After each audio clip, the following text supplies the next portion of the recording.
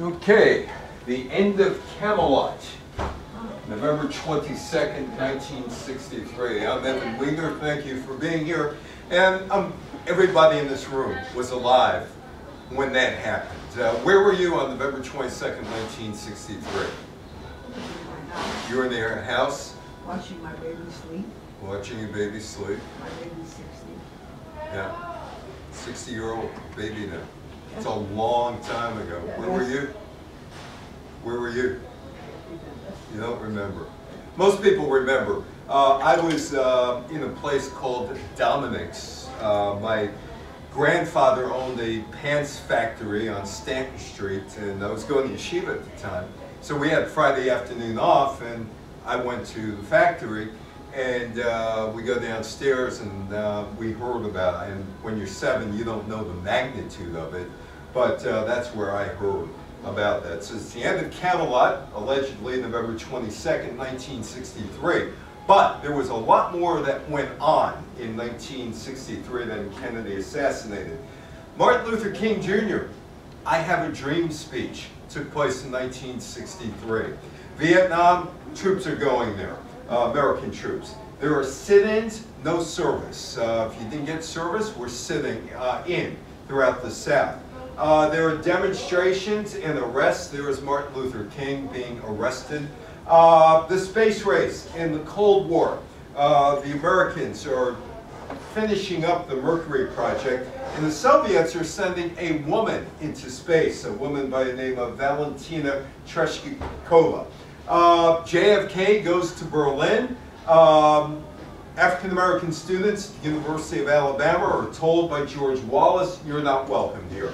Beatlemania erupts in Europe, and 59 years later, this week, there's a reissue of the old Revolver package that the Beatles put out in 1966. Number two on the charts, the music charts in England this week. Beatles material recorded in 1966. That's Dallas. That is Dallas. That's the School Book Depository building. That was my picture from there. I went to see the whole book depository thing back in the year 2000. And a lot of you probably remember this picture when the casket is going down the street in Washington and John F. Kennedy Jr. saluting his father. 1963, that is a monument to John F. Kennedy in Bronxville, New York. John F. Kennedy lived in Bronxville, New York from roughly about 11, 12 years old to going away to college. A lot of people identify the Kennedys with Boston. Not necessarily true. Joe and Rose had their place in Brookline, or rather in Bronxville. They had a place in Brookline. And Ted Kennedy was born in Bronxville. Robert Kennedy, when the family moved to Bronxville, was 4 years old. So they put up this little plaque to JFK in 2017. It was the last place where he lived as a kid that put up a remembrance of JFK, and that was for his 100th birthday. John F. Kennedy would be 105 years old today. Think of that. Be 105 years old today. And I'm sure that the picture that is ingrained in your memories of Kennedy is of the hair and a robust, youthful-looking guy, which he really wasn't. 1963, Cuban Missile Crisis in the rearview mirror. But Cold War tensions between the U.S. and the USSR continue. Two countries install a hotline between Moscow and Washington to talk out problems. There are 25,000 American advisors stationed in Vietnam. Anybody here go to Vietnam or in Vietnam? Okay. And the civil rights movement continues with demonstrations in the American southern states. John F. Kennedy became president in 1960. It was a disputed presidency. In fact, the Republicans tried to overturn the presidency in 1960s with various ways. One was they'll get electoral voters to overturn the Kennedy victory. Sounds familiar, doesn't it? Another was, we'll vote for Johnson and make Kennedy vice president, or we'll install our own guy as president through the Electoral College. But JFK would eventually prevail, and he would take over from this guy, Dwight Eisenhower. One thing that JFK and Eisenhower had in common in South Vietnam, that they liked this guy, Diem. Diem was the guy. Eisenhower once said, the only thing that is standing between communism and South Vietnam is this guy, Diem. Except Diem was corrupt. He was extraordinarily corrupt, and Kennedy knew it. Eisenhower probably did. But it was Vietnam. Kennedy swore South Vietnam was never going to fall to communists. We were going to defend it. Diem was assisted by U.S. military and economic aid, and he was able to resettle hundreds of thousands of refugees from North Vietnam to the south. But he was a Catholic, and he showed a lot of respect for Catholics, but not to Buddhists. And Buddhists were the overwhelming majority in South Vietnam. Why were we in South Vietnam? Well, that's a good question.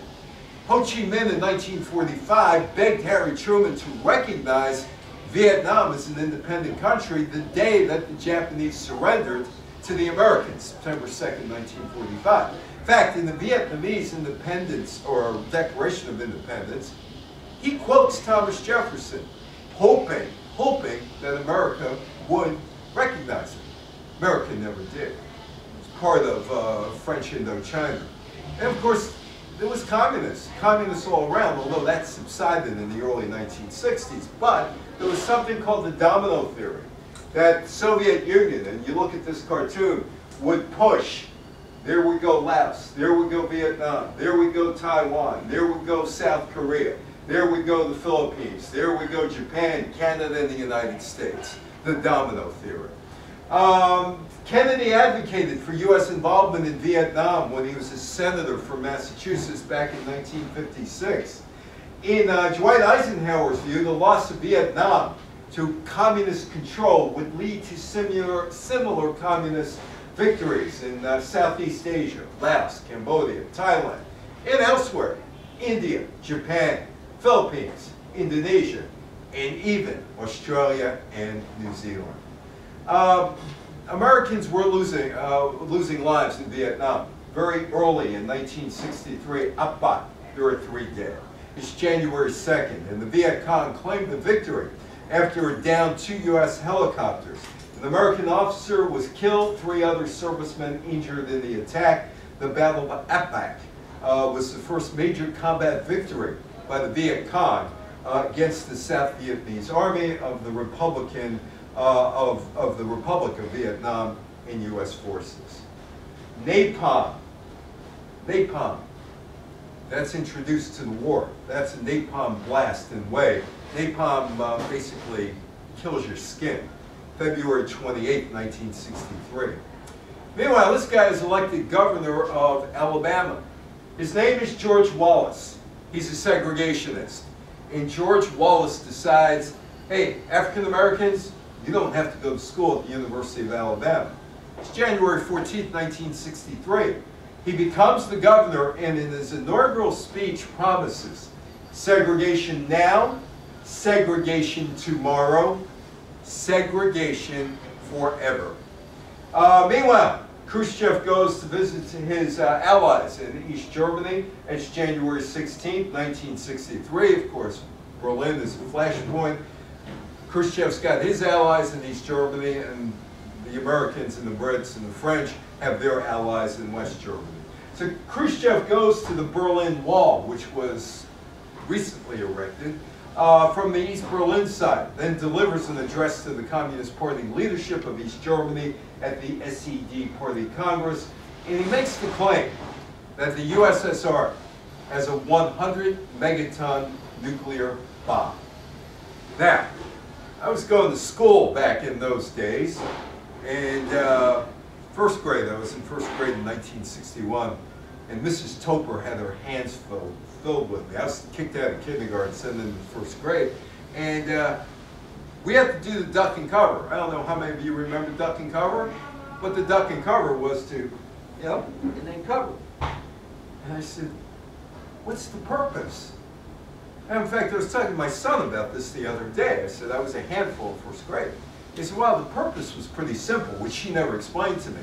If there's a nuclear blast and you're a half mile away, you may not get the radiation, but you might get the shock waves, and you're protecting your head under the desk. Okay, makes sense to me now. I'm 66 years old. Didn't make sense to me when I was 5 years old, 61 years ago. Mao Zedong, the leader of China, Red China. Remember we used to call them Red China or Communist China? It's not, it's just China now, People's Republic of China. The relations between the Soviet Union and China reach a breaking point. The two governments engage in an angry ideological debate about the future of communism. In June, officials from the USSR and the People's Republic of China, they meet in Moscow. And the Chinese government becomes openly critical of what they refer to as the growing counter-revolutionary trends in Soviet Union. China wasn't happy because the Soviets kind of backed down during the Cuban Missile Crisis, and Khrushchev is actually looking for a way to cooperate with the West. In fact, Eisenhower and Khrushchev worked out a cultural exchange in 1958. Later that year, 1963, the nuclear test ban was the first test ban agreement between the U.S. and the Soviet Union, ratified by the Senate on October 10th. The agreement banned the above-ground testing of nuclear weapons. This guy ran for Senate in 1996 in North Carolina. His name is Harvey Gantt.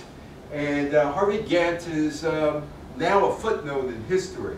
But on January 28th, black student Harvey Gantt entered Clemson University in South Carolina, the last U.S. state to hold out against racial discrimination. The women's rights movement doesn't exist. But Betty Friedan publishes a book called The Feminine Mystique. Anybody read The Feminine Mystique back in the day? Mm-hmm. The men did. The women didn't. The men did. 1957, Betty Friedan, who was a freelance magazine writer, she lived in Grandview on the Hudson, just south of the Tappan Zee Bridge, Maria Cuomo Bridge now. And she decides that she's going to sell this piece the way she normally did. She came up with the idea. She was a freelance writer. She found an editor, and they said, great, yeah, go ahead, Betty, write. So anyway, 1957, she's asked to conduct a survey, or she pitched the idea, and she was said, okay, you can do it, of her former Smith College classmates for their 15th anniversary reunion. The results, she found that many of them were unhappy with their lives as housewives. Now, she graduates in 1942. There's Rosie the Riveter, of course, during World War II. Women go to work, but they're kicked out of their jobs in 1946 because the men returned. Initially, it was thought that the women were happy. They're going to be homemakers. They are going to raise children.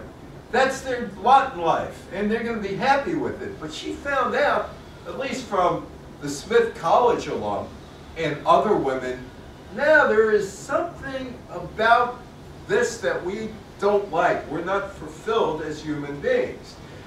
She wanted to write an article on the topic, but no magazine would publish her article. Instead, she wrote a book, and people in Congress read the book, The Feminine Mystique, and they start taking a look at women saying, hey, wait a minute, they may want things like equal rights, and eventually they may want things like equal educational opportunities, which they would get in 1972, but here's the book. Oh, Equal Pay Act.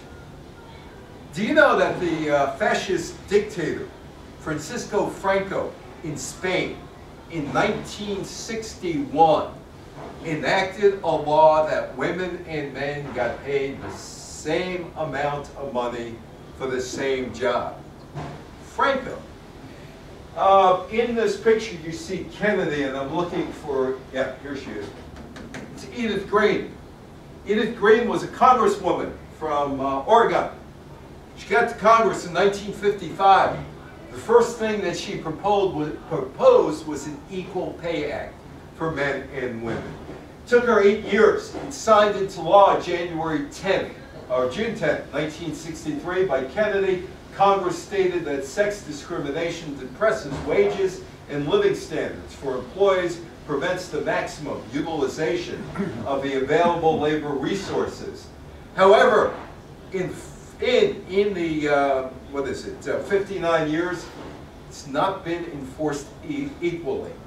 And you still see disparities between men's salaries and women's salaries 59 years later in the workplace. The women's movement would become the United States' second civil rights movement of the 1960s. Meanwhile, the Middle East, of course, you always have problems in the Middle East. There's a coup d'etat in Iraq in 1963. The Ramadan Revolution, or the February 8th Revolution, was a coup d'etat in Iraq. Military group, or coup, by the Ba'ath Party, Iraqi wing overthrew the 5-year-old regime of the present Prime Minister of Iraq, Akram Qasim, 1963, and a guy by the name of Saddam Hussein. Recognize that name, Saddam Hussein? Well, he was in exile in Egypt, and he would return after 4 years. Oh, 1959, Saddam fled Iraq. Why did he flee Iraq? Well, he tried to kill Akram Qasim. Meanwhile, the Ba'ath Party in Syria is working overtime. The March Revolution, by the way, these parties are still around today, all these years later. The March Revolution was engineered by the military committee, by the Syrian regional branch of the Arab Socialist Ba'ath Party. The coup was planned by the military committee rather than the civilian leadership, but Michel Afak, the leader of the party, consented to the conspiracy. The leading members of the military committee throughout the planning and process in the immediate aftermath of taking power included Mohammed Omran, Salah Hadid, and a guy by the name of Hafez al-Assad. You might recognize the name al-Assad. His son is right in the middle of the Syrian civil war now. So there's a problem with the there's a problem with an eye, political problem, with an eye on 1964. Called the Civil Rights Movement. Freedom Now, NAACP. Messrs. Kennedy, Welch, Lausch enforce fair job employments. Write your congressman to support civil rights, NAACP. Fight and work for freedom. Now, for some reason, through history, through the lens of history, John F. Kennedy is remembered as a great civil rights leader. It's not the case. And if you like Kennedy, I'm sorry to tell you about that, but the overwhelming evidence suggests that he did very little in the civil rights movement. He was slow to support the civil rights movement in 1961 and 1962, even though in 1960 he campaigned on civil rights. In 1961, JFK would eventually support freedom rights to a certain extent. The Kennedy brothers, John and his Attorney General brother Robert, were able to end segregation on interstate buses in November 1961, 15 years after Irene Morgan won a civil rights case in the Supreme Court about desegregating buses. That was also about 6 years after Rosa Parks, 8 years after the Little Rock bus boycott. Before Rosa Parks, it was Irene Morgan and the Little Rock boycott, and 3 other women in Montgomery, Alabama. James Meredith wants to go to the University of Mississippi. In the fall of 1962, Meredith tried to enroll at the all-white University of Mississippi. The federal government backed his right to do so. The governor of Mississippi was Ross Barnett, and he vowed to block Meredith from attending classes. Meredith once again tried to register for classes, this time with federal marshals, at his side. Rioting erupted on campus, 2 people killed, including one French journalist. And that's where France found out about what is really going on in the south of America, of the United States. Kennedy sent federal troops to the campus, and Meredith was able to attend class. In November 1962, Kennedy would issue an executive order to end housing discrimination, but Kennedy ignored calls from civil rights leaders to introduce civil rights legislation. Didn't do it. There was intimidation. Do you know where this picture is from? The Henry Ford Museum. The Henry Ford Museum. Interesting place, because Henry Ford was a well-known anti-Semitic, Protocols of Zion, all this other stuff, and you would figure the Henry Ford Museum would only be about cars. It's not. Maybe the family decided that we better clean up his image, although that's going to be hard to do. So much so that my wife is in between this exhibit at the Henry Ford Museum, segregation, white waiting room, black waiting room for a train. Same thing with water fountains. Do you know, and this is again the Henry Ford Museum, do you know that Penn Station had separate water fountains, one for whites, one for blacks? Penn Station, which was knocked down in 1963, had separate water fountains. Going to jail for demonstrating, Martin Luther King in 1963. He is prisoner 7089, and he writes a letter from the Birmingham jail. It's April 12, 1963. The Reverend Dr. Martin Luther King Jr. on Good Friday violated the court injunction prohibiting public civil rights demonstrations in the city of Birmingham, Alabama. Local police officers arrested King and a handful of protesters, including the Reverend Ralph Abernathy, and transported them to the Birmingham City Jail, where 40 years earlier, a prisoner had penned a mournful folk ballad about the place that included the line, "Write me a letter, send it by mail, send it in care of the Birmingham jail." Great days, Martin Luther King is writing, and writing, and writing. It's response to white ministers who ask, what are you doing at the protest? Why are you there? What are you doing this for? The pieces of paper were given to his lawyer and became known as the letters from Birmingham jail. It was the most important document he wrote in the civil rights era. Basically, he was fighting injustice. This was the image that got Kennedy, and also the images that went into the living room. It's a new medium out there. It's called television. Starting in 1957, TV had the ability to do remote reporting from places like Little Rock, Arkansas. Little Rock, Arkansas students weren't able to attend classes, the Little Rock Nine. And these images are brought into your living room. And it is the first time, 57 through 63, that people could actually see on the TV what was really going on in the South. May 1963, TV produces Images. Birmingham, Alabama officials' reaction to the Reverend Dr. Martin Luther King Jr. led demonstrations changed perceptions. The television caught the police beating nonviolent marchers, firemen turning their fire hoses on defenseless men, women and children, police dogs shredding the clothing of demonstrators on video.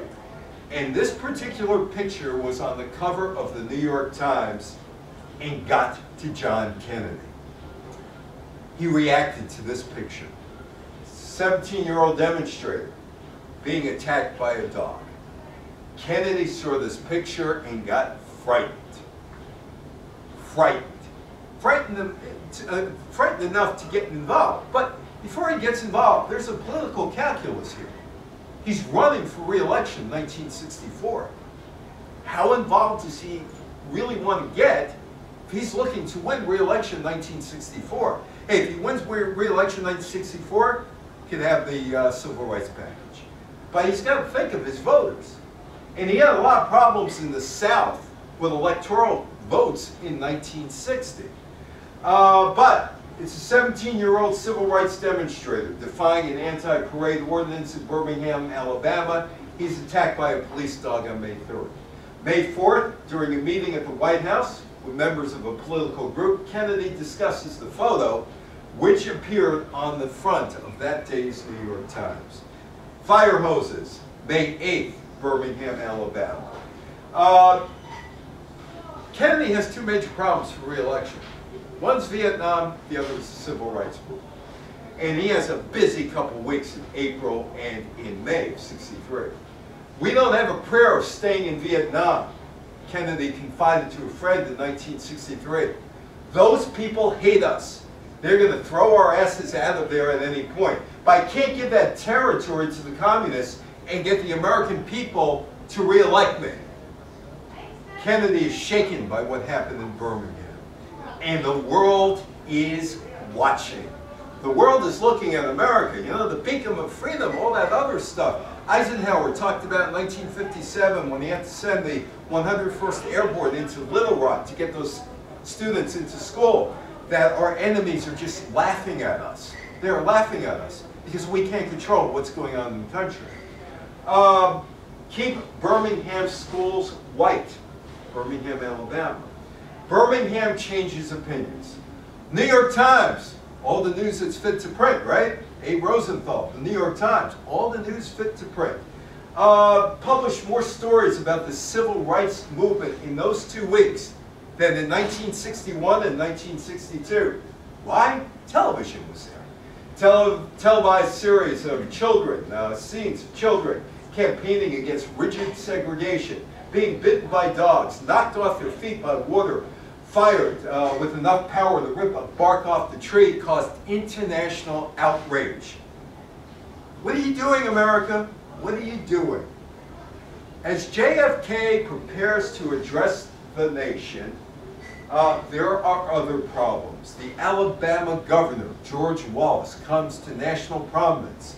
He keeps a campaign pledge to stand in the schoolhouse door to block integration of the University of Alabama and Alabama public schools. Wallace read this proclamation when he stood in the doorway to block the attempt of 2 black students, Vivian Malone and James Hood, to register at the University of Alabama. Kennedy federalized the Alabama National Guard and ordered units to the university campus. Wallace stepped aside, returned to Montgomery to allow students to enter. John Lewis becomes a hero eventually, a congressman. Martin Luther King and the Southern Christian Leadership Council make plans. It's June 11th, on the same day as Kennedy is addressing the nation on civil rights. The Southern Christian Leadership Council Conference announces plans to demonstrate in Washington for a new civil rights legislation. The group calls for a massive, militant, monumental sit-ins on Congress and massive acts of civil disobedience over the nation. While Kennedy does make a speech, the administration seems to be dithering on what to do. A few hours later, the civil rights activist Medgar Evers is killed. Kennedy joins the civil rights movement in June of 1963. June of 1963. It's the speech. It ought to be possible to American students of any color to attend any public institution they select without having to be backed up by troops. It ought to be possible for American consumers of any color to receive equal service in places of public accommodation, such as hotels, restaurants, theaters, retail stores, without being forced to resort to demonstrations in the street. It ought to be possible for American citizens of any color to register and to vote in a free election without influence or fear of reprisal. It ought to be possible, in short, for every American to enjoy the privileges of being an American without regard to his race or color. In short, every American ought to have the right to be treated as he would wish to be treated, not her, he. That comes later. And as one would wish his children to be treated. But this is not the case. 100 years of delay have passed since President Lincoln freed the slaves. And yet their heirs, their grandsons, their granddaughters are not fully free. Medgar Evers was assassinated. Big year for assassinations, 1963. May 28th, Molotov cocktail was thrown into the garage of his home. 5 days before his death, he was nearly run down by a car as he emerged from the Jackson, Mississippi NAACP office. In Jackson, Mississippi, on June 12th, Evers pulls into his driveway after returning from an integration meeting where he conferred with NAACP lawyers.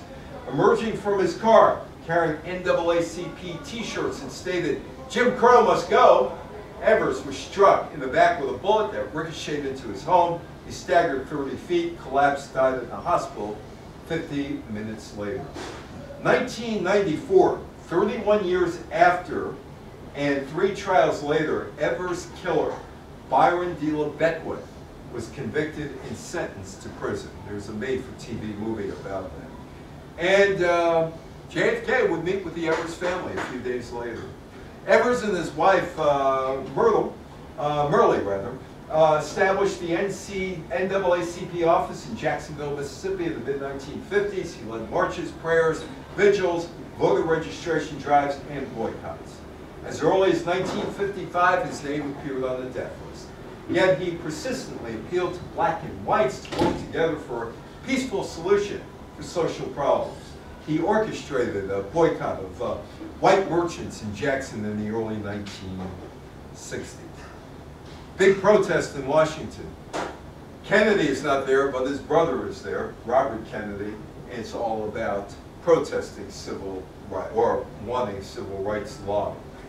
Kennedy gets out of town, goes to Berlin, middle of the Cold War. Khrushchev visits the wall, you might as well visit the wall. This is what he said. Berlin Wall went up 1961. There are many people in the world who really don't understand, or say they don't, what's the great issue between the free world and the communist world. Let them come to Berlin. There are those who say that communism is the wave of the future. Let them come to Berlin. And there are some who say that in Europe and elsewhere we can work with the communists. Let them come to Berlin.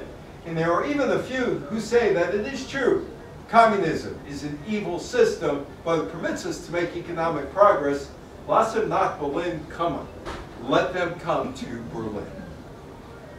How many of you heard of this guy, A. Philip Randall? Ever hear of him? Before there was Martin Luther King, there was A. Philip Randall. Before there was A. Philip Randall, there were a few others, but he's a big civil rights leader. And he's meeting here with John Kennedy, Martin Luther King's there, others. The March on Washington. I have a friend who worked at WCBS Radio, Jane Tillman Irvin, who was a teenager who went to see the Martin Luther King speech. With A. Philip Randolph playing a March for Jobs, the Reverend Dr. Martin Luther King Jr. in the Southern Christian Leadership Conference planned for one freedom. 2 groups decide that they're going to merge together for a protest. Randolph and his chief aide, Bayard Rustin, their march would call for fair treatment and equal opportunity for black Americans and advocate for the Civil Rights Act. Randolph had been around 23 years by this point. Why should we march? 1941 protest. Why should we march? In this 15,000 Negroes assembled in St. Louis, Missouri. 20,000 Negroes assembled in Chicago, Illinois. 23,500 New York City. What do they want? Free from want, free from fear, free from Jim Crow. And he's got this March on Washington planned in 1941. He did lead 5 marches, or attempted marches. 3 smaller marches in Washington in 1950.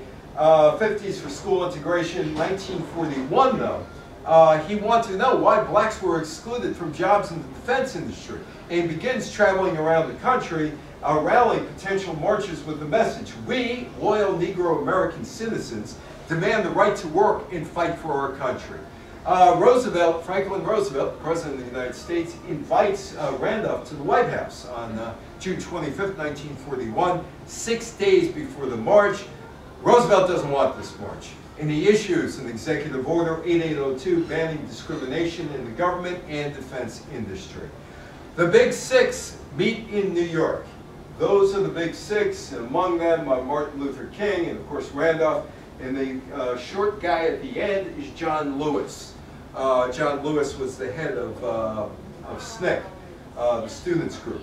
On July 2nd, 6 civil rights leaders gather at the Roosevelt Hotel, which is not there anymore in New York. It's going to be replaced by another skyscraper.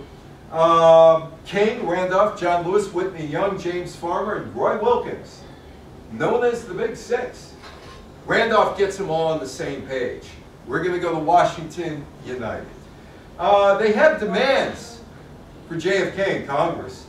They want comprehensive and effective civil rights legislation for the present Congress without compromise or filibuster, to guarantee all Americans, not just black Americans, all Americans, including women, access to public accommodations, decent housing, adequate and integrated education, the right to vote. We're still talking about the right to vote in 2022. The right to vote. Withholding of federal funds from all programs where discrimination exists. Desegregate the schools. Don't treat our children like prisoners. We protest school segregation. More demands. Desegregation of all school districts, 1963. Enforcement of the 14th Amendment, reducing congressional representation of states where citizens are disenfranchised. We don't hear about that one today. I guarantee you're going to hear about that in the next couple of years. A new executive order banning discrimination in all housing supported by federal funds.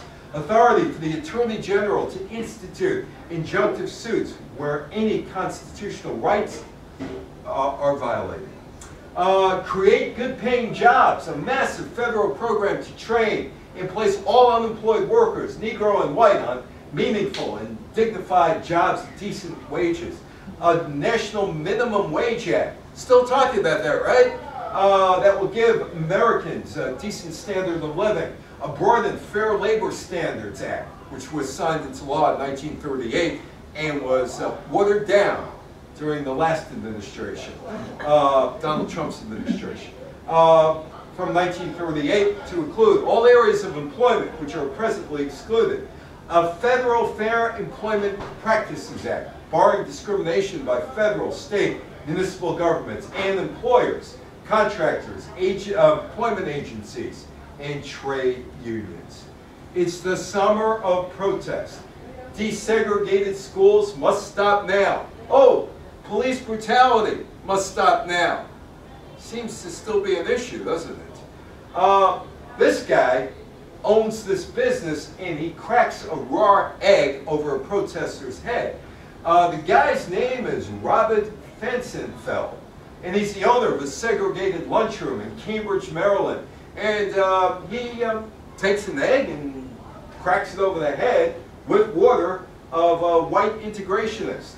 The integrationist is Edward Dickerson, and he's among 3 whites and 8 African-American protesters who knelt down on the sidewalk in front of his restaurant singing freedom songs. A raw egg had broken over Dickerson's head moments earlier. In this picture, you can see it's still on the back of Dickerson's head. The protesters were later arrested. It was a summer of discontent. You know, we hear about 64 being bad, 65 being bad. 63. According to the United States Justice Department, 10 weeks before the August 28th March on Washington, there were 758 demonstrations in 186 cities, resulting in 14,733 arrests.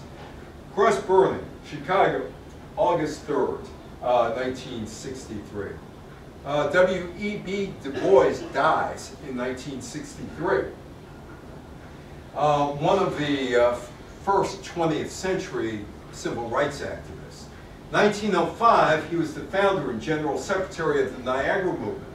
African-American protest group of scholars and professionals. He founded and edited The Moon in 1906 and The Horizon in 1907 as organs for the Niagara movement. He ran for Senate. He ran for Senate, state of New York as well, 1950. In 1909, he was among the founders of the National Association for the Advancement of Colored People, and from 1910 through 34, served as its Director of Publicity and Research, a member of the Board of Directors, founder and editor of Crisis, its monthly magazine. 1950, as I said, he ran for Senate and lost. But it's the McCarthy days in the 1950s, looking for communists. And his socialist views got him in trouble during the African years. He would die in Ghana. He fled to Ghana, but never renounced his American citizenship. The March on Washington. It's now famous, right? It's absolutely famous. It's famous for one thing. I have a dream speech, right? That was not a planned speech. That was not the planned speech at all. August 28, 1963, 250,000 people gathered at the Lincoln Memorial. Randolph led the day's diverse array of speakers, closing his speech with a promise. We're here today, it's only the first wave. When we leave, it will be to carry the civil rights revolution home with us into every nook, every cranny of the land, and we shall return again and again to Washington in ever-growing numbers until total freedom is ours. Estimated 250,000 people fill the mall.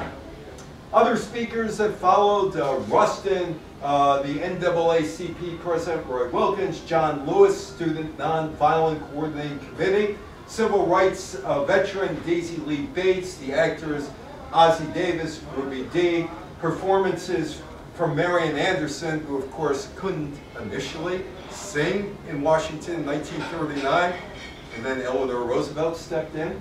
The march also featured Joan Baez, just recently retired, Bob Dylan, who is not retiring, and this woman, Mahalia Jackson. Now, Mahalia Jackson is a footnote in history, an absolute footnote in history. Martin Luther King didn't know what to say, really. He was struggling with his speech. You know, this was a huge audience, and it was a mixed crowd, not his normal crowd. And he's struggling. Mahalia Jackson yells out, "Tell him about the dream! Martin, tell him about the dream!"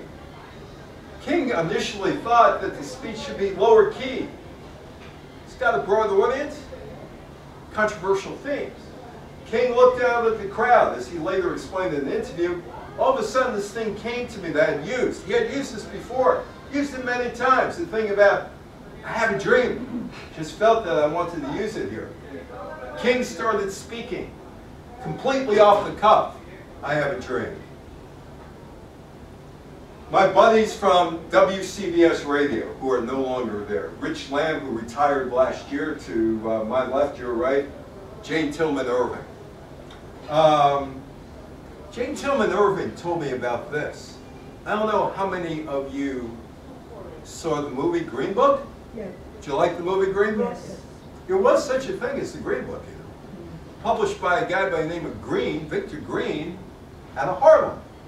And it came out in the mid-1930s, 35 or so, and it was a guide for Negroes where they could go to get gas, eat, stay in a hotel. That was the guide, and it lasted through the Civil Rights era. Jane Tillman Irving told me, and I think she did a 50-year anniversary of it in 2013, which may still be up on the WCBS website. But we're talking about one day. And she was telling me, she's 17 years old, and she finds this is an inspiring speech. This is the moment feeling. Then reality. America is a segregated nation. She leaves Washington with her mother. They need gas to get back to New York, and guess what? They can't get it. They're black. Hotels refuse Negroes. Nothing changed. Absolutely nothing. Back to Birmingham, the 16th Street Baptist Church bombing. September 15th, less than 3 weeks after the March on Washington for Jobs and Freedom, which is what it was called, Dynamite bomb was planted by Klansmen inside the 16th Street Baptist Church. Killed 4 girls. Ada Mae Collins, 14. She'd be 73 now. Denise McNair, 11. She'd be 70 now. Carol Robertson, also would have been 73. Cynthia Wesley, who also would be 73, both 14 years old. 20 are injured in the attack, timed to occur during a youth tribute, part of a local youth, young people demonstration in the Birmingham campaign. Justice would come many, many, many years later. Oh, the FBI kind of concealed evidence? I don't know why. Robert Chambliss, convicted of murder, 1971. Thomas Blayton in 2001. Bobby Frank Cherry in 2002. The 4th bomber, Herman Cash, died in 1994 without being convicted. How many of you remember Jay Black and the Americans? The singer, Jay Black. Right? He just passed away. He was doing kind of well in South Florida doing a Yiddish. He's doing Yiddish music and his hits. On the circuit down there. There was a big circuit down there. Anyway, so Jay Black and the Americans. In April, remember the Drifters? They were a rhythm and blues group. And they recorded a song called Only in America. Only in America can a kid without a cent get a break and maybe grow up to be president. It should have been the next hit for the Drifters. But it was stopped. Jerry Wexler pulled the recording. He was the head of Atlantic Records. Wexler was watching what was going on in the South. And he thought, wait a minute, they can't sing this song.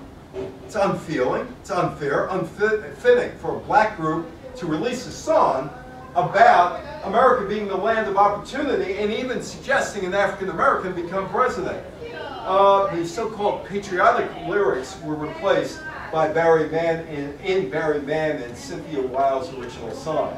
The original song was, Only in America, land of opportunity, can they save a seat in the back of the bus for me, and only in America, where they preach the golden rule, will they start a march when my kids want to go to school. They got rid of that. Here's the Drifters. They were a great group. Remember the Drifters? They're really good. Atlantic Record executives told the husband-wife team of Mann and Weil to rewrite the lyrics. They were cranking out hits for the past 2 years. So they turned to Jerry Lieber, and Mike Stoller. Then Wexler says, okay, we got these different lyrics. Let's give it to Jay Black and the Americans. Let's see, wait a minute, Jay Black, David, let's see, his real name was David Block? I think it was David Block. Howie and Sandy? Wait a minute, you're going to have a Jewish group singing this song that was deemed unfit for a black group when the Jewish group had no chance of being a president as well? Anyway, the song was a mid-level hit, and that ended up at number 25. At the time, no African-American, no Jew had become president. Sam Cooke released as A Change Is Gonna Come, but not yet. October 8th, Sam Cooke and his band were arrested after trying to register at a whites-only motel in Louisiana. In the months following, he records a song called A Change Is Gonna Come. The Women's Liberation Movement, and that is Gloria Steinem. That is Gloria Steinem in a Playboy bunny suit. I actually dated a Playboy bunny once. She kind of told me what Gloria Steinem had revealed years earlier. Gloria Steinem, political activist, created New York and Ms. magazines, co-founder of the National Women's Political Caucus, Free the Bee Foundation, Women's Media Center, Women's Action Alliance, was also a journalist. So she goes undercover for something called Show Magazine. What was it like to work at the Playboy Club on 59th Street in Manhattan? The world she found was one of stuffed bosoms. I went out with Miss Rockland County, and she was this is 1978 I went out with her, so she was 1977. Stuffed bosoms. She said we did the same thing for the Miss New York pageant. Low pay, well, she wasn't getting paid for that. High heels. In fact, she actually showed me how to walk the strut down the aisle if you were a Miss whatever in high heels. The story that ran in shows 1960, May 1963, June 1960 issues called A Bunny's Tale. The Steinem piece was a struggle of women who were more or less objectified for a living. Feminine mystique came out, the second civil rights movement begins, and there was the feminine mystique. 1962-63, she's a suburban housewife. And she's supplementing her husband's income, writing freelance articles. Nobody's interested in her articles. So, let's write a book. Gradual change of women from independent, career-minded 1920s to vacant apron housewives of the post-war years for Dan. Feminine Mystique started as a survey. And it ended with nameless, aching dissatisfaction, said by women, and she called it the problem with no name. It would be the foundation of the women's lib movement. Diem was assassinated in South Vietnam. This was a Pulitzer Prize winning picture of a Buddhist monk setting himself on fire in South Vietnam to get the world's attention. The suppression of Buddhists in South Vietnam became known as the Buddhist crisis. Diem did little to ease the tensions, promised reforms. Many people suspected that his brother, Nhu, was actually behind all of this, and the Saigon government, and behind the Buddhist suppression. The Buddhist demonstrations continued through the summer, and in June, that was a famous picture that went around the world. JFK is getting worried. He's put all his eggs in one basket, Diem. He talks to Diem, says, you gotta do something, you gotta do something. Diem ignored his orders. Martial law, invade the pagodas. Military officers from South Vietnam begin to talk to the U.S. government agencies about what would you do if we stage a coup. Ike was one of the guys that loved Diem. Under Eisenhower and Kennedy, millions of dollars went in after the French left Vietnam.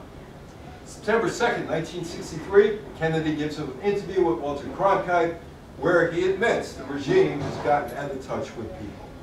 November 1st, 1963, South Vietnamese generals used strong military force seized control of several strategically important outposts in Saigon in other areas of South Vietnam. Initially, Diem and his brother refused to surrender, but when it became clear they're not going to stop the coup, they used a secret exit. They split from the presidential palace. They were eventually found by Dong Van Ninh, who killed them. Kennedy is stunned, absolutely stunned with the assassination. The Nazarists take over in Iraq. There's another coup between November 13th, November 18th. The Ba'ath Party divisions were taken advantage of. The Nasrists, people who supported the Egyptian president, Nasser, led a military coup within the Ba'ath Party. The coup was bloodless, but 250 people were killed. The Nazarists were named after Gamal Abdul Nasser, who was pushing for Arab unity. And now we come to February 22nd, 1963, was where we're going to be. John Kennedy is giving a speech in Fort Worth that morning. I knew this guy, Lawrence O'Brien.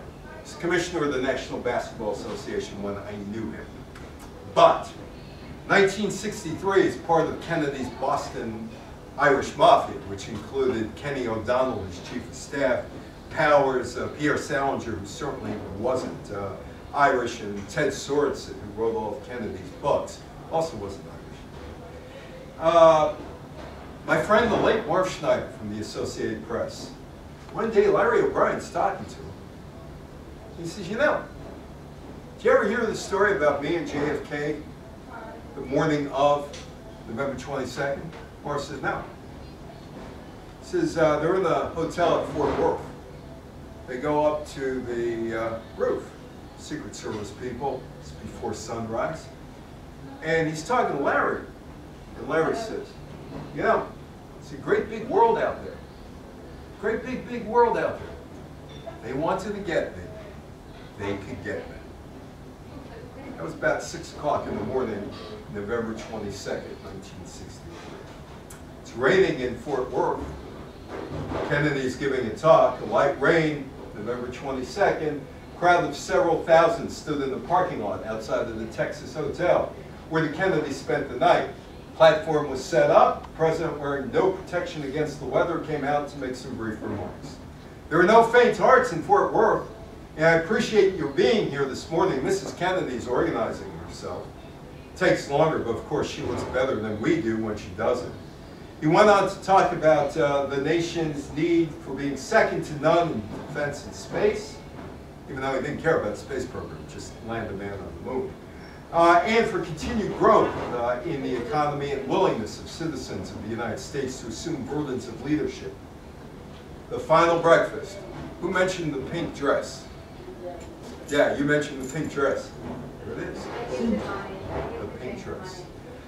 Inside the hotel, he spoke at the breakfast before the Fort Worth Chamber of Commerce, focusing on military preparedness. We are still the keystone, the arch of freedom. We will continue to do our duty, and the people of Texas in the lead. The motorcade.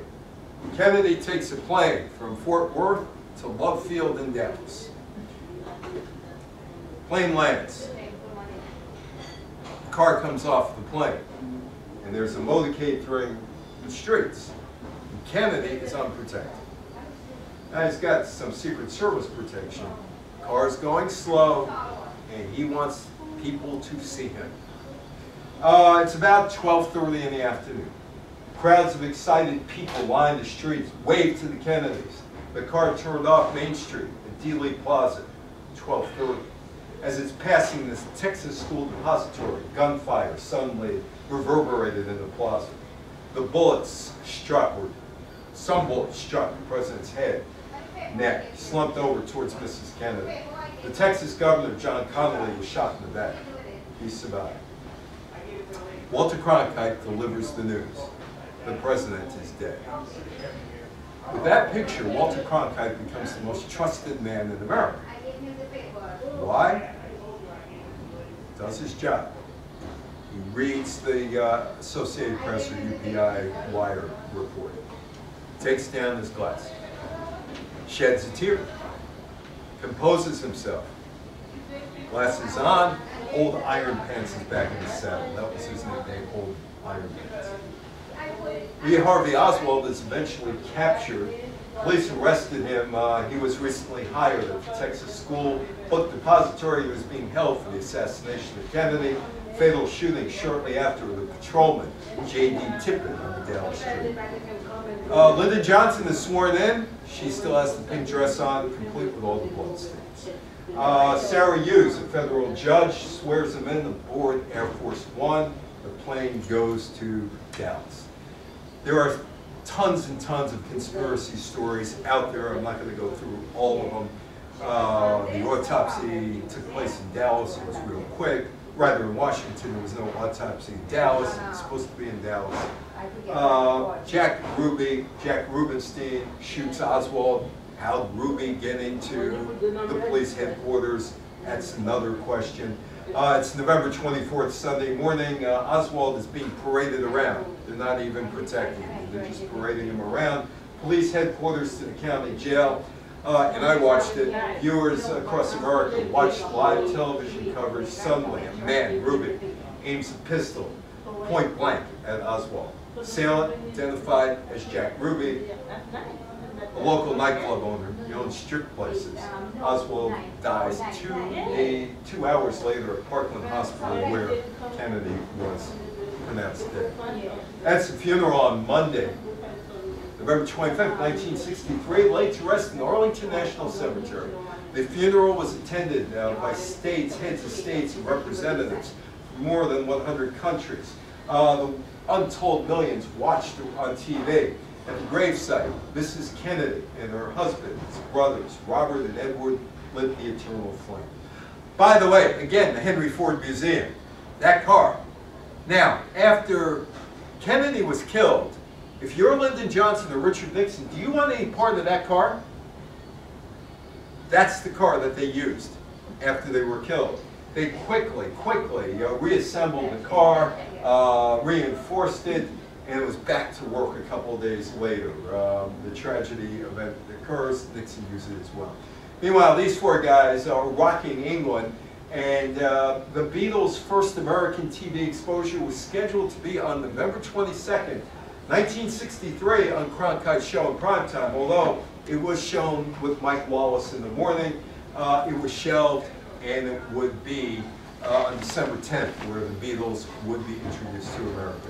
Mercury's 7 astronauts, the Mercury program is over, and the space race would continue. Congress wasn't sure that it really wanted to fund the space race, and Kennedy wasn't going to battle that one in 1964 if he'd survived. Oh, that's me and the Prime Minister of Malaysia, Najib, in 2010. I throw it there because Malaysia became a country on September 16th. World's a dangerous place, September 25th, Dominican Republic, coup d'etat. October 14th, Yemen, uprising against British rule. Africa, Organization of American States forms. And finally, we end with the artificial heart pump. Michael DeBakey puts an artificial pump to assist the patient's damaged heart, July 1963. And the vaccine against measles was given approval against measles. It was developed in 1963. Was there a Camelot? Not really. Not really. Jacqueline Kennedy said that Camelot was John F. Kennedy's favorite play, the musical. He hated plays. But she went to her old friend, Theodore White, who preserved the myth of Kennedy. Because if you look at Kennedy's 2.5 years, he's not that much of a record. But he's the martyred president. Any questions, any comments? Nothing? Very good, interesting, thank you. Thanks. I think I got you out in time for You brought a lunch. lot back to me. Got you out in time for lunch. Anyway, have a good lunch. We'll see you next month. And I'm going to change the topic. Okay, is that okay?